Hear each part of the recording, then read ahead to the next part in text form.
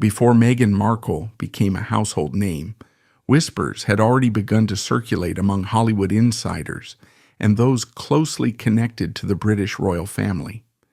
Many claimed to see the storm on the horizon well before the rest of the world took notice. And now, looking back, it's striking how many familiar faces offered subtle and not so subtle words of caution. It might seem surprising that prominent figures would dare question the character and intentions of a woman who would later marry into one of the most tradition-steeped monarchies in the world. But these warnings came from individuals who believed they had seen a different side of Meghan long before the public fell under her spell. British media personality Piers Morgan, known for his outspoken opinions and firm stances, has been one of Meghan's most persistent and vocal critics. He insists that his commentary springs not from baseless assumptions, but from the memory of a brief friendship, one in which Meghan shared drinks and conversation with him. According to Piers, once Meghan crossed paths with Prince Harry and began ascending the social ladder of the aristocracy, she abruptly severed all contact, leaving him feeling discarded and betrayed.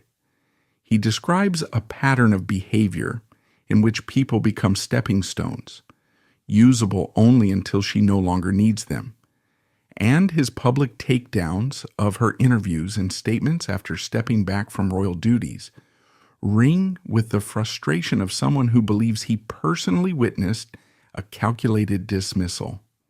Whether one views Piers's stance as justified or overly harsh, it's hard to deny his consistency. He has warned repeatedly that Meghan's manner of using and then discarding allies reflects a deeper tendency that observers of celebrity and monarchy alike should not ignore. Meghan's estranged half-sister, Samantha Markle, is another voice who spoke out well before Meghan took on royal titles and duties.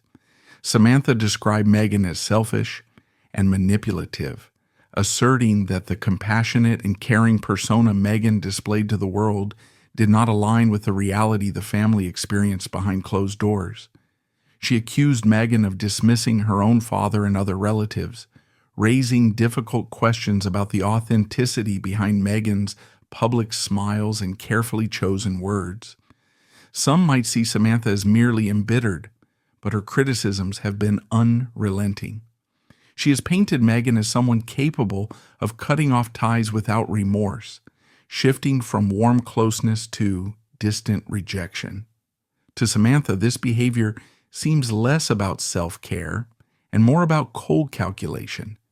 And although plenty have discounted these remarks as family grudges, the persistent nature of her warnings adds another layer of complexity to the puzzle. Was Samantha merely seeking attention, or was she truly trying to alert the world to a pattern visible even before Meghan stepped onto the regal stage? Paul Burrell, who served for years as a butler to Princess Diana, approached the question of Meghan from a unique vantage point. Burrell's personal history in the royal household allowed him to witness the delicate mechanisms and long-standing traditions that define the British monarchy. He expressed concern that Meghan had significantly changed Prince Harry, guiding him away from the roots, duties, and responsibilities that had once defined his royal life. Harry, who had always straddled a line between tradition and modernity, now appeared to Paul as a prince drifting further from his long-standing obligations. Burrell suggested Meghan was molding Harry to align more closely with her own values and aspirations, a shift that, in his view, might not serve Harry's best interests nor those of the royal family. His insights, filtered through intimate knowledge of palace life, carry a certain gravity. While some dismiss these claims as the nostalgic laments of a traditionalist who cannot accept the changing times, others might see in Burrell's words the reflection of a courtier who understands that the monarchy's centuries-old equilibrium relies on continuity, duty, and a careful balancing act between personal desires and collective responsibilities. From his perspective, Meghan's influence led Harry toward a bold yet destabilizing decision. Stepping back from royal duties and relocating to the United States, a move that signaled a dramatic break with protocol and arguably laid bare an inner struggle between old-world conventions and modern self-assertion. Before Meghan's transition from Hollywood actress to Duchess, Thomas Markle, her own father, stepped forward with a series of deeply personal warnings and revelations. After Meghan's marriage into the royal family, Thomas described his heartbreak over their estrangement, painting a portrait of a once loving daughter who, from his perspective, had become utterly unrecognizable. He openly claimed that he felt used and discarded, especially after Meghan allegedly distanced herself from him following her wedding, an event he was famously absent from due to health issues and well-publicized misunderstandings. Thomas, who spent decades working as a respected lighting director in Hollywood, insisted that the daughter he supported through schooling and early career struggles had transformed into someone capable of cutting ties once no longer beneficial. He pointed to instances in which he believed Meghan was less than truthful about her background, suggesting layers to her personality the public hadn't yet glimpsed.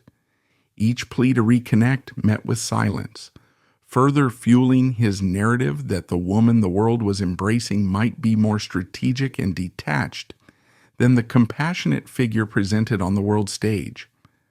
Lady Colin Campbell, a Jamaican-born British writer and socialite with unparalleled access to aristocratic circles, also emerged as a prominent, if controversial, voice of caution. Known for her forthright manner and deep roots within Britain's upper echelons, Campbell's critiques of Meghan were neither subtle nor restrained.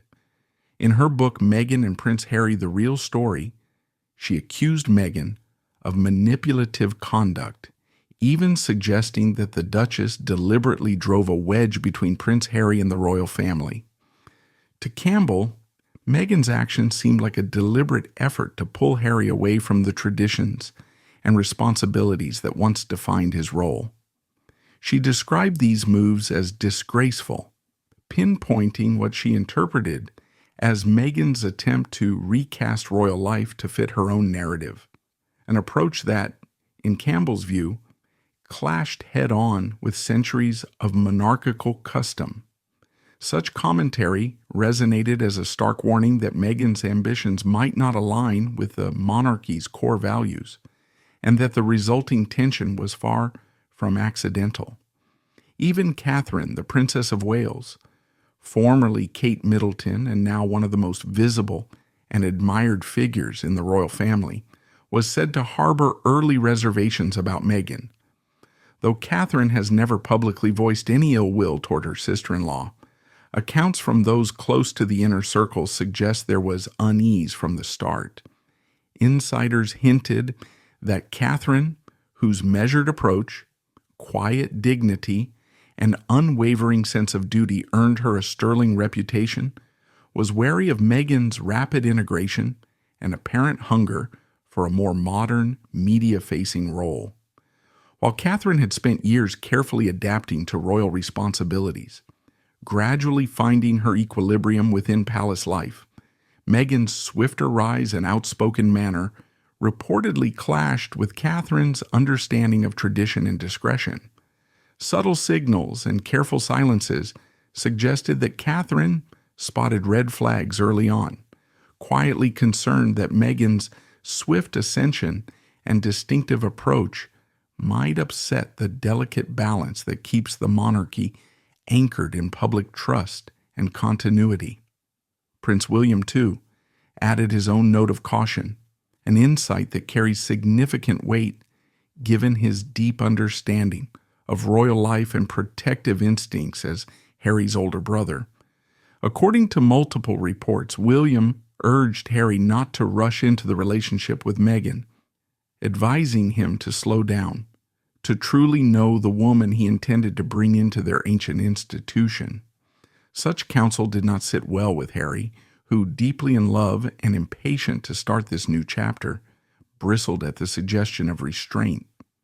William's advice wasn't necessarily a reflection of personal antipathy toward Meghan, but rather the concern of a man who intimately understands the pressures and pitfalls of a life lived under relentless scrutiny.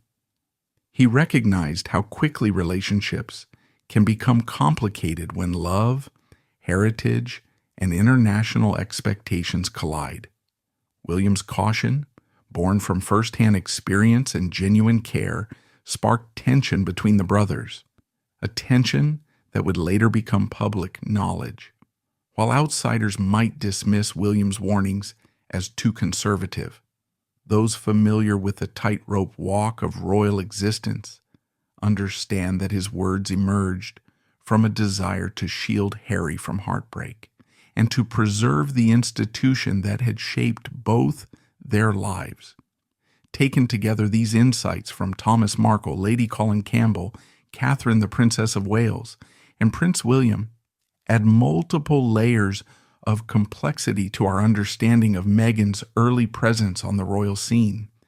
Each voice reflects a different vantage point: a father pained by estrangement, a seasoned socialite and biographer drawing on aristocratic insight, a future queen consort quietly weighing modernity against tradition, and a devoted brother wary of hasty decisions in a world demanding caution. These combined perspectives suggest that beneath the polished veneer and global fascination there were serious doubts and uneasy currents swirling from the start. Such early warnings and the emotional undercurrents they carried serve as a reminder that royal life is never a simple fairy tale. Instead, it is a stage where personal ambitions, long-established protocols, raw emotions, and public expectations entangle, testing the resilience, loyalty, and sincerity of everyone who steps into its unforgiving spotlight. Before Meghan fully anchored herself in royal life, observers from both within the United Kingdom and abroad were already voicing doubts. Stepping outside the realm of palace corridors and aristocratic traditions, musician Noel Gallagher, renowned for his brash opinions and lack of hesitation in calling things as he sees them, publicly challenged Meghan's influence on Prince Harry and the royal family. Noel, no stranger to speaking his mind with blunt force, accused Meghan of driving a wedge between Prince Harry and his kin, suggesting that her arrival sparked more harm than good. His stance may strike some as unduly harsh, but he stands firm, convinced that Meghan's involvement in Harry's life introduced a new strain of division and drama into an institution defined by careful balance and historical continuity. Gallagher's directness reflects a concern for the monarchy as a cherished British symbol and cultural touchstone. In his view, if Meghan's presence disrupts that intricate equilibrium, the consequences could be far-reaching, shaking public confidence and eroding the subtle bonds that hold the royal framework together. Sharon Osbourne, a prominent talk show host and media personality known for her candid takes and no-nonsense commentary, also cast a skeptical eye on Meghan's motivations. Sharon questioned whether Meghan's goals were shaped more by a hunger for fame and celebrity visibility than by a genuine desire to fulfill the quiet, duty-bound obligations of a royal figure. Drawing on her experience within the entertainment industry, Osbourne pointed out instances where Meghan's actions seemed to mirror Hollywood-style publicity maneuvers more than the time-honored, understated traditions of the House of Windsor. From Sharon's perspective, Meghan's pursuit of media attention overshadowed her role as a duchess, potentially undermining not only her own standing, but also the dignity and gravitas expected of someone who steps into the centuries-old institution of monarchy. Osborne's warnings, igniting debates and lively discussion, underscored the tension between modern celebrity culture and the expectation that royals serve as symbols of stability, decorum, and continuity. Even Prince Philip, the late Duke of Edinburgh, husband to Queen Elizabeth II, and a figure renowned for his forthright, sometimes blunt approach, was reportedly uncertain about Meghan Markle's suitability. According to insiders, he expressed reservations and wondered whether Meghan truly understood the intense scrutiny, relentless protocol, and unwavering responsibility that come hand in hand with royal life. Drawing on decades of first-hand experience, Prince Philip is said to have advised Harry to proceed with caution. Such advice carried significant weight. He was no stranger to the demands of existing in the public eye, having navigated countless official engagements, personal trials, and shifting cultural climates over his long life in the royal spotlight. His caution was not a mere whim. Rather, it was rooted in the understanding that the crown's weight extends far beyond the shimmering jewels, encompassing expectations, duties, and an obligation to uphold centuries-old traditions in an evolving world. If Meghan was not ready to shoulder these burdens, Philip feared the fallout would be felt not just by Harry, but by an institution that had long weathered storms of scandal and shifts in public sentiment. Megyn Kelly, a former news anchor and journalist who built her career analyzing and critiquing public figures, took a similarly critical stance toward Meghan. Kelly focused her scrutiny on Meghan's public image, describing her as a narcissist, more invested in shaping her personal brand and narrative than embracing the service-oriented ethos that the royal family endeavors to maintain. Referencing high-profile interviews, particularly the couple's tell-all with Oprah Winfrey, Kelly argued that Meghan displayed a pattern of prioritizing personal grievances and self-promotion over the measured restraint and communal duty that the monarchy symbolizes. For Kelly, Meghan's tendency to portray herself as a victim was not merely confessional but calculated, an attempt to tilt public opinion in her favor by casting the centuries-old royal institution as stifling and unjust. This manipulation, in Kelly's view, represented a fundamental clash. The monarchy, with its emphasis on restraint, loyalty, and tradition, and Meghan, seemingly intent on reframing the narrative to spotlight her own struggles and aspirations. In the midst of Meghan Markle's rapid ascent to international stardom and royal recognition, there were those who claimed to have known her long before the regal titles, gilded palaces, and global intrigue took center stage. Several former friends, individuals who once shared laughter, confidences, and everyday experiences with Meghan, have spoken out with stories that paint a more complicated portrait than what the world has commonly seen. These old acquaintances have accused Meghan of abruptly cutting ties after she stepped into the royal spotlight, insisting that her once warm connections cooled as soon as they no longer served her evolving ambitions. Feeling abandoned and used, they suggest that many of her friendships were transactional in nature, rooted more in what others could offer her than in genuine emotional bonds. While some might argue this is simply an inevitable byproduct of personal growth and moving into different social circles, others see it as evidence of a calculating personality, one capable of prioritizing personal advancement over lasting connections. It was not only those who knew Meghan personally who voiced concerns. Chrissy Teigen, renowned for her candid and often irreverent presence on social media, raised questions in the wake of Meghan and Prince Harry's high-profile interview with Oprah Winfrey. Chrissy challenged the narrative that Meghan presented, urging the public to look beyond any simplistic portrayal of victimhood. In this instance, her criticisms were less about Meghan's character and more about urging audiences to approach these tell-all moments with healthy skepticism.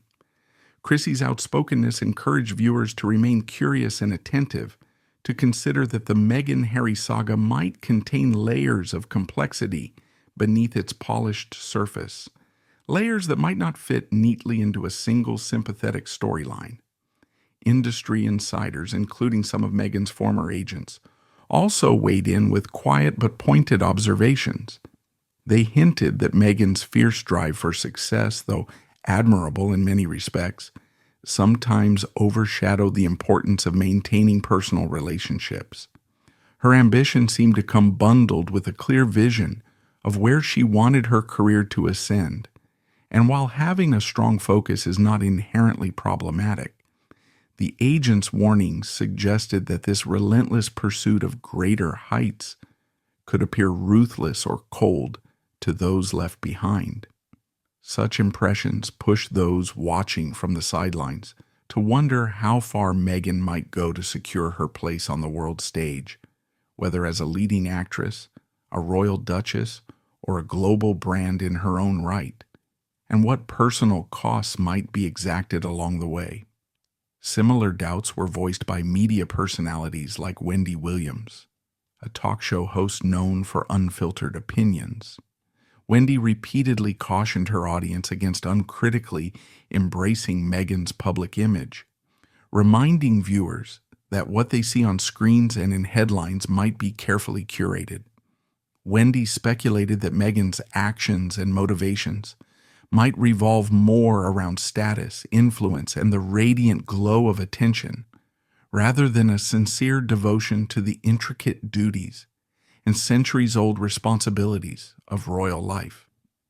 Echoing a sentiment that others had also hinted at, Wendy urged observers to look beyond the surface glamour and scrutinize the deeper motivations that guide such high-profile figures, a perspective that resonated with those who have studied the monarchy's long history of managing internal tensions and external perceptions.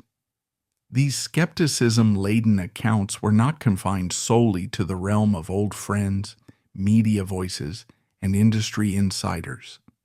Some of Meghan's former co-stars from her acting days before the royal engagement chimed in with their own recollections. While many acknowledged her professionalism, talent, and strong work ethic, there were whispered suggestions of diva-like behavior. A few hinted that Meghan could be demanding or challenging to work with, sowing small seeds of doubt about her capacity to play well on a team, be it a film production crew or the complex firm that is the royal family. Such murmurs implied that Meghan's determined personality, the very quality that propelled her from modest TV roles to the global spotlight, might also harbor a sharper edge beneath the polished veneer. Taken together, these various strands of commentary, from former friends who felt cast aside, to Chrissy Teigen's challenge of the interview narrative, to agents unsettled by an unwavering career-focused mindset, to Wendy Williams's wary counsel, and finally to co-stars remembering mixed signals, construct a more multi-dimensional understanding of Meghan Markle. They force us to confront the idea that behind every public persona lies a private reality, sometimes at odds with the image projected to millions. Far from a one-dimensional critique, these voices represent a chorus of perspectives that remind us how fame, ambition, and changing circumstances can reconfigure old relationships, provoke uneasy questions about authenticity, and inspire careful reflection on the nature of influence. Most importantly, their collective warnings encourage us to remain curious and critical, to look past the spectacle of titles and red carpet smiles, and to ask what truly motivates those who step confidently into history's brightest spotlights. Political commentator and conservative pundit Candace Owens emerged as another prominent voice of skepticism toward Meghan Markle. Owens accused Meghan of carefully crafting a narrative to paint herself as a victim, while simultaneously, in her view, orchestrating events and statements designed to create division and controversy around the British royal family. Labeling Meghan both a manipulator and a narcissist, Owens suggested that her true interests lie not in meeting the obligations and traditions of royal life, but rather in cultivating fame, attention, and influence on her own terms. Her critiques, deeply rooted in a conservative worldview that prizes traditional values and criticizes what she perceives as modern victimhood culture, have sparked intense debate. While many may find Owens's assertions confrontational or politically charged, her commentary aligns with a cluster of observers who insist that Meghan's intentions should be scrutinized, that her public persona and private aims may be at odds, and that caution is warranted before embracing any narrative at face value. Journalist and author Julie Burchill brought her own provocative and unapologetically critical lens to the discourse, going as far as to declare Meghan fundamentally ill-suited for the role she took on by marrying into the British monarchy. In Burchill's eyes, Meghan appeared completely out of her depth, failing to embody the traditional reserve and understated dignity long expected of a duchess. Drawing sharp contrasts between Meghan's Hollywood background, where visibility and celebrity reigned supreme, and the centuries-old rituals and decorum that shape royal existence, Burchill painted a picture of a woman stepping onto an ancient stage without fully respecting its gravity. Her columns and social media posts have proven divisive, sparking both support from those who believe Meghan disregards the values of the institution and condemnation from those who view Burchill's stance as overly rigid or even outdated. Still, these critiques underscore a persistent tension. Is Meghan a forward-thinking figure who challenges stifling conventions, or does her approach threaten to erode time-honored principles that have helped the monarchy maintain its mystique? Angela Levin, a seasoned royal biographer with years of experience following the British royal family, added yet another layer of insight by observing that Meghan's influence on Prince Harry represents a transformative force, potentially reshaping not only his public role, but also his private identity. Levin's portrayal of Meghan is that of a determined and focused individual who seems willing to bend royal traditions to fit her own narrative and priorities. In Levin's assessment, Meghan and Harry's decision to step back from their royal duties did not merely cause a minor stir, it triggered significant upheaval within an institution that has long valued stability, continuity, and a well-defined hierarchy of responsibilities. She argues that Harry, once known for his devotion to his official roles, appears to have drifted from the anchor points that previously defined him. Levin's insights, forged through her extensive coverage and interviews, suggest that the choices Meghan and Harry have made could have far-reaching, long-term implications for the monarchy itself, prompting questions about how the institution adapts or fails to adapt when confronted with unprecedented internal realignments. In the end, these varied perspectives form a mosaic of warning signs, doubts, and cultural critiques, all swirling around the figure of Meghan Markle.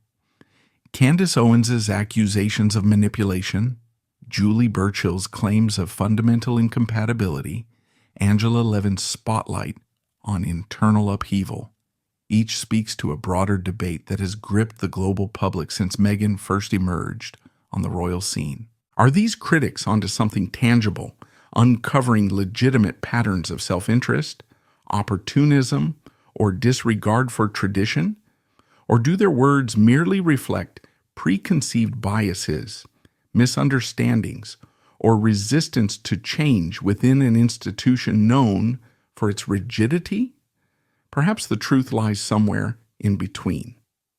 Meghan Markle, after all, stepped onto a storied stage thick with centuries of precedent, political weight, and societal expectations that transcend any individual's personal ambitions. She arrived at a moment when the monarchy itself was facing questions of relevance and modernization, making every gesture and every word fraught with significance.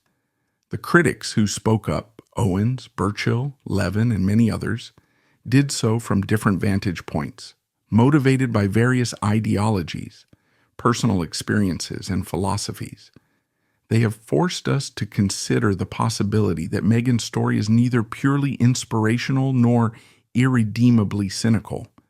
Instead, it may be a nuanced tale of one woman's struggle to define herself within an almost impossibly complex system, a struggle that challenges established norms, ignites fierce debates, and compels us to look closely at the interplay between personal narrative and centuries-old tradition. So what do you think after hearing these voices? Do they raise fair and timely concerns, or are they unfairly casting Meghan in a villainous role? Is she misunderstood, or are we only now starting to see the fuller picture? We would love to know your thoughts. If you found this exploration thought-provoking, consider leaving a like, sharing with others, and subscribing for more content that dives beneath the surface of the headlines.